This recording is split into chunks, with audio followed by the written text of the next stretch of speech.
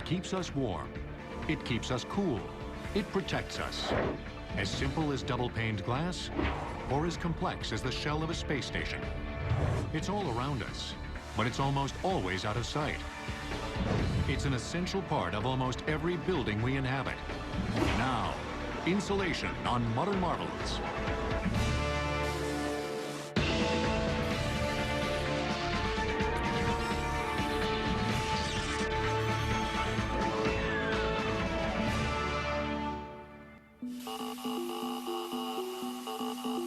It's the secret weapon in the war on energy consumption. With a worldwide energy crisis upon us, scientists and contractors are scrambling to design and build more fuel-efficient buildings. In a typical 3-bedroom house, 25% of heat is lost through an uninsulated roof, 15% through uninsulated floors, 25% through windows and doors, and 35% through uninsulated walls. Effective insulation can put an end to these losses. It's pumped up, it's gooey, and it's one of the best insulators available. It's foam. Foam products come in many forms.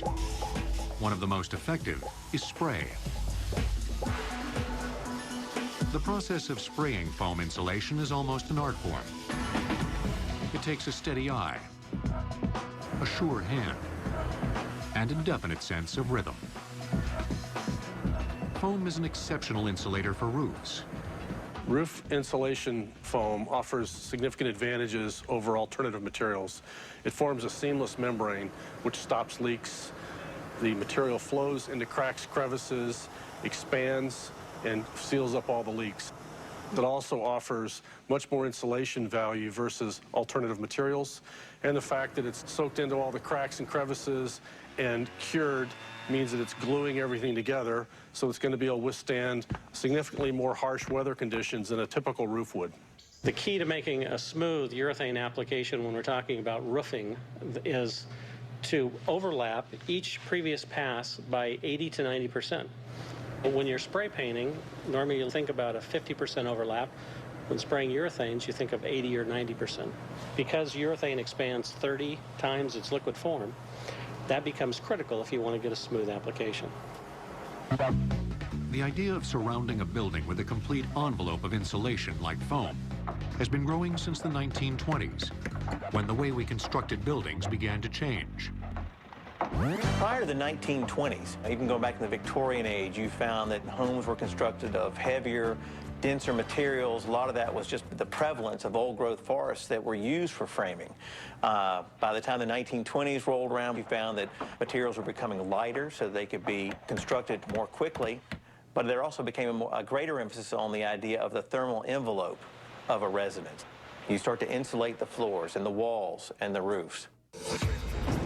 The use of building insulation was first made mandatory in the United States during World War II to conserve fuel for the war effort. You all of a sudden had to start being more concerned about conserving your energy resources, whether it be oil or gasoline. And because of that, they looked at better applications of insulation.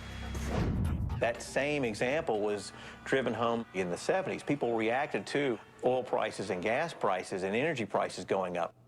The 1970s saw the advent of the idea of the super-insulated home. Foam is a substance that is formed by trapping many gas bubbles in a liquid or solid. One of the most popular foams is polyurethane. Originally developed during the 1940s for military and aviation applications, it began to be used as insulation during the 1950s. In the 1970s, innovators began spraying the material. Polyurethane is made of several key ingredients. These are the materials you see stored in the large tanks behind me. This is a polyol. It's based on sucrose or sugar and petroleum products.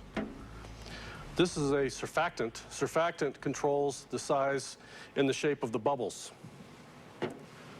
This is a catalyst which controls reaction rate. The quicker the reaction, the smaller the bubbles. The size of the bubbles is important because it dictates the density of the foam. Roofing foam, which might be walked on, needs to be stronger and denser than wall foam, which is rarely touched after it's applied. All of this is factored into the formula when a batch of foam material is mixed at the factory. But where do the bubbles come from? The blowing agent. Blowing agent is a liquid that has a low boiling point. When it's spray applied, it converts from a liquid to a gas, forming the bubbles. These four ingredients are mixed together into one liquid, but they're only part of the recipe for making foam. The other part is a substance called isocyanate, a highly reactive molecule.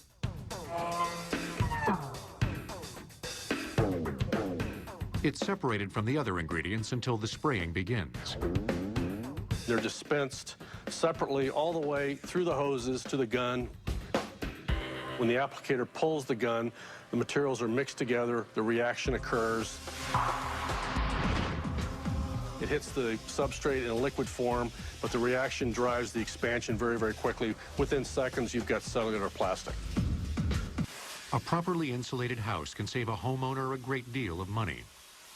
The consumer today is better educated as far as the value of better insulation in their home. What they have learned is they can pay a little bit more on the front end to better insulate their home, but they will recoup savings in the long term versus their energy costs because their house is better insulated. Today, insulation-savvy home and business owners are finding that there are savings to be gained from insulating not only the walls of a building, but the windows too. Each year in the United States, nearly $13 billion worth of energy in the form of heated or cooled air escapes through holes and cracks in residential buildings. Insulation will return on Modern Marvels.